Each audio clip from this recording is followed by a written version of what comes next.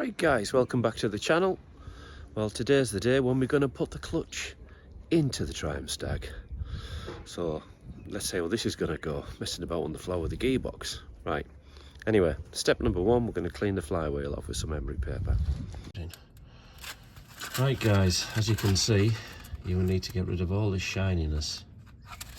Just use some emery paper. Just treat it like you're doing a big brake disc.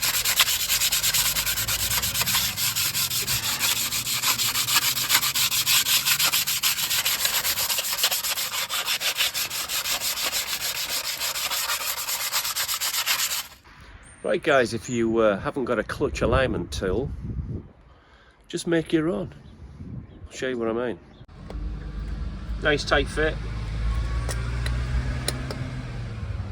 Extension bar in there. That's all you need, something like that. Can you see? That should do the job. Right, let's get the clutch put in. Right guys, we've got the clutch on the dowels. We're just gonna nip these up.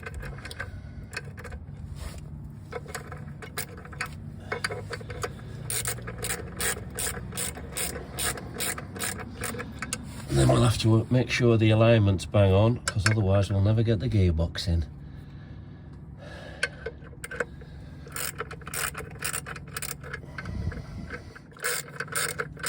Come on. Another one in. Let's see what my clutch alignment tool's like. At the moment you can see it's way off centre. So we'll stick that in just like that. Don't know how we're going to do it like, but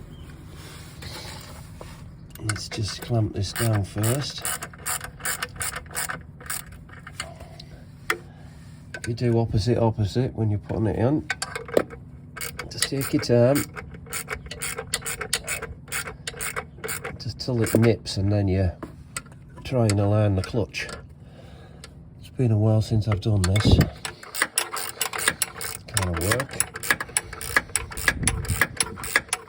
This is the old part of having a classic car.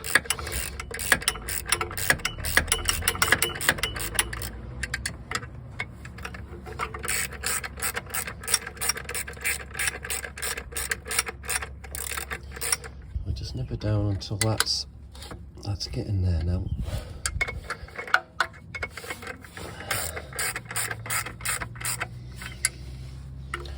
Where's that top one? Like I say, you don't need fancy tools. Just use your brain.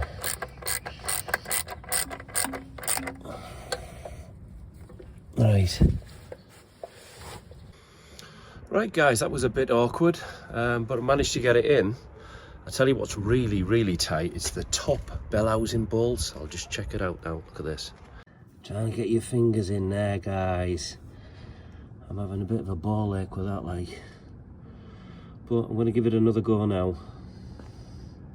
It's so tight. You've got to have really thin, skinny fingers, which I have, because I'm a musician. But I'm still finding it hard. But anyway, I've dropped the gearbox down at the back, and I'm going to see if I can wiggle them in now.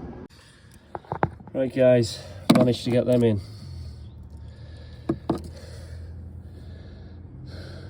You just got to have really thin fingers to get at that. Anyway, that's done. So this is how I've done it. I've managed to get the cables on. I just hope I've got them the right way round. They go up there, can you see? I just hope they're the right way around. Right, now to get this back bracket off, and then I'm calling it a day, and then I can do the rest tomorrow. Well, yeah, it's in. That looks like a new seal as well. Can you see that on the back seal? Where are we? There. Looks like a new seal. Right, let's get this. Well, here I am strutting around on the floor like a little dog. Just about got this in now. I've just put the back support on. Just need to put the prop shaft together now and put the exhaust pipes on, and then